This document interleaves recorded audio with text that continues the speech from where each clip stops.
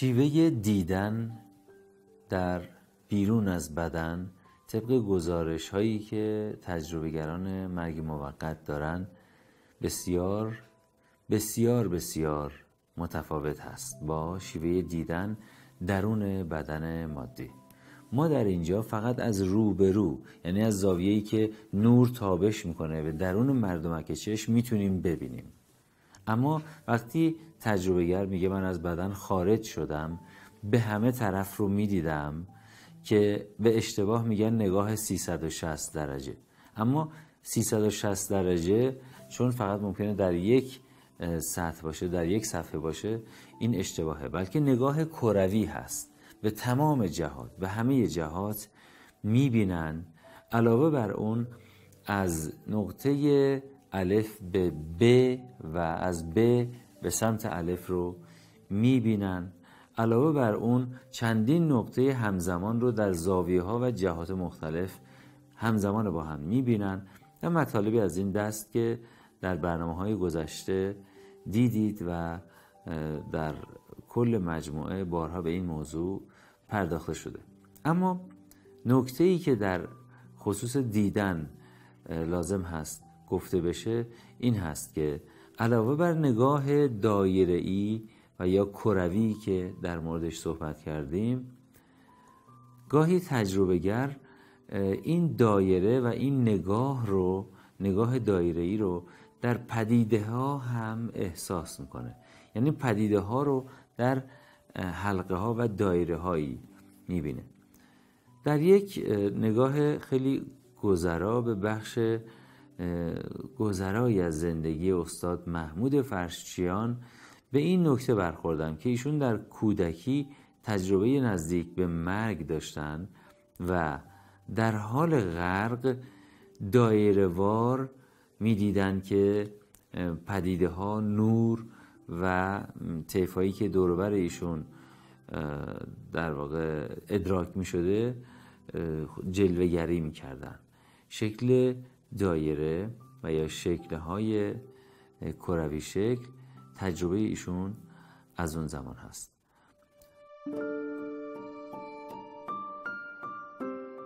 دایره، نقش بی انتهایی، تنها تصویر هندسی عالم که کنج ندارد و نامحدود است.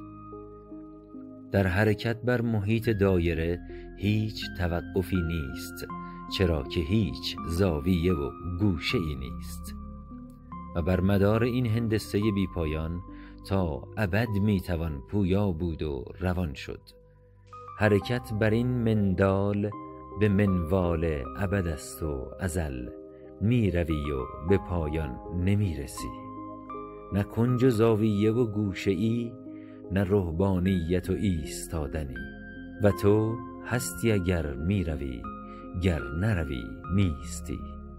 دایره نشان ازل است و نماد ابد، نمودی از نمادهای او که بوده و خواهد بود، حی لا یموت. و بی حکمت نیست اگر بزرگترین آفریدگان عالم ماده کروی‌اند و بر دایره عشق او سرگشته می‌گردند و می‌گردند. موجودات با اراده پروردگار هر یک از نقطه‌ای آفریده شده و پس از طی قوس نزول و حرکت به عالم ماده 2 مرتبه به طرف مبدأ و مبدأ حرکت نموده و با طی قوس صعود به همان نقطه‌ای که ابتداءشان از آنجا بوده میرسند و در آنجا فانی میگردند. کما بدأکم تعودون، همان گونه که خداوند شما را از ابتدا آفرینش فرمود بازگشت میکنید. و حرکت در این عوالم دایره‌ای و بازگشتی است. انا الیه راجعون. و در گفته های تجربه گران نزدیک به مرگ صدها بار از گوی شنیدم، از دایره شنیدم حباب های نورانی و از عالمی که به محض ورود دایره‌ای منور گشوده می شود به پیشواز نکویان و مستضعفان تا در عالم نور و مهر به آرامش درآیند. من دیدم یه آقایی نشسته 5 تا نور دور ای آقاست. به چه شکل بودن این نورها؟ نور گوی نورانی بود. شما گوی نورانی رو در نظر بگیرید. چیزی این نزدیکا شبیهشون نمیبینید الان دور و براتون؟ نه. این طرف چی؟ نه هیچ، نور بود. یعنی حتی این گوی ها شبیه اونا نیستن؟ نه نور. واقعا گویا رو که من نگاه کردم از حضور شما که اون قسمتی که گفتم بهتون من توی فضای خیلی خوب بودم، سبز بود، رودخونه بود، دقیقا همانند این گویی بود. یعنی چی؟ یعنی که اون محوطی که من بودم مثل یه گویی میموند. محیط مثل گویی بود، مثل کره زمین بود. یعنی نگاه شما چه نگاه بود؟ من مثل این بود که انگار من توی گویی وایسادم و تمام اینا رو دارم میبینم، یعنی 360 درجه همه واقعیت‌ها رو دارم میبینم. یعنی نگاه شما مثل اینکه همه طرف یک گوی رو ببینی، همه طرف رو در آن واحد میدیدی. داشتم میدیدم. منم بعد شنیدن این قضیه انگاری که توی حبابی قرار گرفتم، انگاری که مکان برام مثل یه تصویر که عرض کردم گفتم قطعه فیلم، از اون قطعه وارد یه قطعه دیگه شدم. مثل یه حبابی بود، مثل یه بادکنکی بود، مثل یه حباب مانند از اون مکان خارج شدم. انگاری که تو من توی حبابی داخل کردن، تو اون حباب خارج شدم از اون مکان عظیم. اومدم بازم تو بیابون دوباره. و چه خوش اقبالم پر و بالم در فرهنگی گشوده شد که دایره مبنای هنر او، تفکر او و تصور او از عالم است. دایره در نقش های من، دایره در سقف های من، دایره در خط من، دایره در ربط من. و چه صائب گفت صائب، گفتمش نقاش را نقشی بکش از زندگی، با قلم نقش حبابی بر لب دریا کشید. توی اون صحرا و اون دشت، صحرا که نمیگم دشت، برگشتم دیدم که یه اسبی هست. این اسب فوق‌العاده زیبا بود، فوق‌العاده زیبا بود. بعد 2 تا بال داشت. شما تصور کنید بالاشو می آورد بالا میبست، بعد تک تک پراشو میشد بشماری. این کارهای مینیاتوریای آقای فرشچیان. بعد یال داشت، گردن داشت، پیچه بود، بعد خیلی پرهیبت، سفید. چرا گفتید مثل کار آقای فرشچیان؟ قبلا هم به این فکر کرده بودین؟ و شگفت زده نمی شدم هر بار تجربه گری در بیان تجربه اشاره به آثار استاد فرشچیان می کرد، چرا که برای این قرابت و شباهت علتی سراغ داشتم. فرشچیان یا مثلا مینیاتور، به خاطر اینکه تو مینیاتور خود شما میدونید دقت خیلی اهمیت داره. شما باید تمام جزئیات، یعنی یک تار مو هم باید دقیق کشیده بشه. شخصیت خودش. آره خیلی اهمیت داره، روش وای میسن.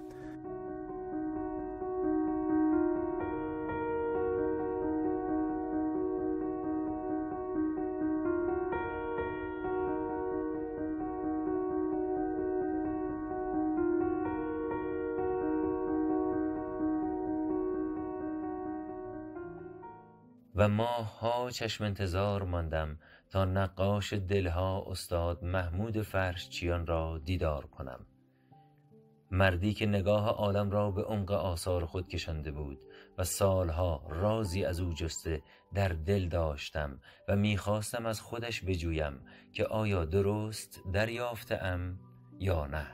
بنابر آنچه از جایگاه نقش دایره در عالم معنا گرد آوردم و بنابر آنکه میدانستم استاد در کودکی تجربه نزدیک به مرگی داشته، میخواستم بدانم آیا محمود خردسال در آن لحظات رشحه‌ای از تصاویر آن عالم را دیده تا در نقش‌هایش تجلی دهد. تجربه‌های نزدیک به مرگ کودکان یکی از زمینه‌های پژوهشی این پدیده است که درباره آن مکتوبات و مستندهای متعددی رسانه‌ای شده است. یکی از این موارد تجربه کالتون، پسر بچه 4 ساله‌ای است که پس از مرگ موقت و بازگشت دوباره به کالبد مشاهده بهشتی را گزارش می‌کند که ساکنانش همگی جوان بودند. یکی از رایج‌ترین علل مرگ و میر کودکان خفگی در آب است. چرا که به علت کوتاهی قد کم عمق ترین آبها نیز برای ایشان خطرساز است. محتمل است استاد محمود فرشچیان نیز در دوران کودکی در معرض این آسیب نیم نگاهی به انوار بیرون از کالبد و عالم ماده افکنده باشد. آیا استاد در کودکی نگاهش به نقش‌ها و رنگ‌های آن سو گشوده شده و دایره و گوی و نور دیده بود؟ پس باید می‌جستم و می‌پرسیدمش. و پس از مدت‌ها چشم انتظاری در سفری که به میهن داشت خبر آمد که آمد و من آسیم سر به دیدارش رفتم، در میانه جماعتی که هر یک به شوقی آمده بود و به کاری، و من غریبانه در میانه جمع در پی برملا کردن رازی که این همه سال نگاه جهانیان را معطوف کرده بود به دست آورده های ایشان از عالم معنا. و در پس سالها غیبت تحقیق و پژوهش در پس پرده بی خبری ما پنهان مانده بود. میخواستم از استاد بشنوم که در لحظات نزدیک به مرگ نور دیده باشد، دایره دیده باشد و حلقات مدور و منور، و خدا می کردم دیده باشد. افرادی که خروج از بدن رو تجربه کردن در دوران کودکی هستند، تعدادی که در دوران کودکی عمدتاً خفگی در آب بوده، در دوران بزرگسالی تصادفات و سوانح بوده یا بیماری ها. اینها از بدن وقتی خارج میشن، همه اینها رنگ ها رو خارج از بدن، یعنی در عالم بیرون از بدن، رنگ ها رو به طریق بسیار تپنده، زیبا و مواج مشاهده. و این رنگ ها رو وصل این رنگ ها رو ما در مجموعه زندگی از زندگی داریم میاریم، اما هیچ یک از این افراد زبانشون کامل نبوده برای بیان این که رنگ به چه شکل است اونجا. میدونی حال مشکل قابل بیان نیست. این چه بیان نیست؟ به کلمات نمیاد و خیلی از اینها گریه میکنن. وقتی راجع به رنگ‌های اونجا صحبت میشه اشک جاری میشه. همین دیگه. اما حضرت علی ما شنیدیم که این تجربه رو داشتید و رنگ‌هایی که ما در آثار شما می‌بینیم واقعا این هست که متأثر از این تجربه هست. این تجربه مقدمات ما از زبان دوستان شریف خودتون بشنویم و بعد اینکه اون رنگ‌هایی که فرمایش کردید شما من از دور شنیدم که در کودکی تجربه کردید مثلا چه شکل مشاهده شده و چه اثری اصلا من بیشتر که خوب ببینید کار من ما ببینید یه تفاوتی با کارهای یه دور به خصوصی داره و اون دور نیست که من تو آبی کم کنم بالا میرفتم پای میمدم دست و پا میزدم بیچاره شده بودم اونجا همینطور دور بود حرکت و دور بود این در اثر من ناخودآگاه من اثر بود حرکت دایره‌ای رو شما تو کار منم همش هست همش این حرکت دایره‌ای که مثلا در ظهر عاشورا هم داریم همه اینا که تمام کاری که مثلا میکنم بر معیار اون یا حادثه یا ناراحتی یا سانایی تو بود. در چه سنی بود؟ 4-5 ساله بود. 4-5 سالگی. و بجز این حرکت دایره‌ای و مدور آیا رنگ رو هم تأثیری اصلا چی نبود؟ اینجوری حالت ناخودآگاه رنگ آدم احساس نمی‌کنه. شما وقتی در یه حالت تفکر باشی اندیشه باشی این رنگ نوری آبیه این رنگ مثلا زرده قرمزه ولی در یه حالت بیخودی باشی دیگه رنگ بر مفهوم نداره میدونی؟ یعنی فراتر از رنگ و فراتر از رنگ حالا فراتر از تصوره یعنی اون چیزیست که آدم نمیدونه که چی هست این قابل وصف آیا از مقوله نور بود؟ نور مقام از مقوله نور نه از سنخ رنگ و نور مقام نور و طیف نور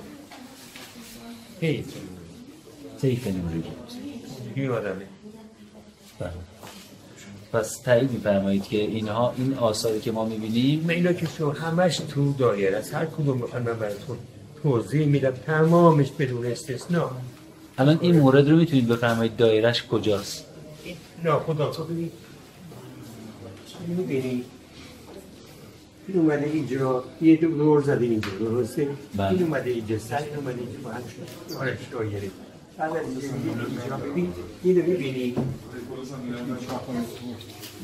که اینجا دایره داره اینو می‌بینی اینجا اومده به این دایره داره همینطور تو بالا از این بالا دایره داده اومده پایین. کوشش حضرت علی این هست که اون دایره‌ای رو که در کودکی در اون حالتی که در کودکی چیزی که در ذهن من نقش بسته اثری که اونجا من معتقدم بهش اینه که تو این دایره اومده. بله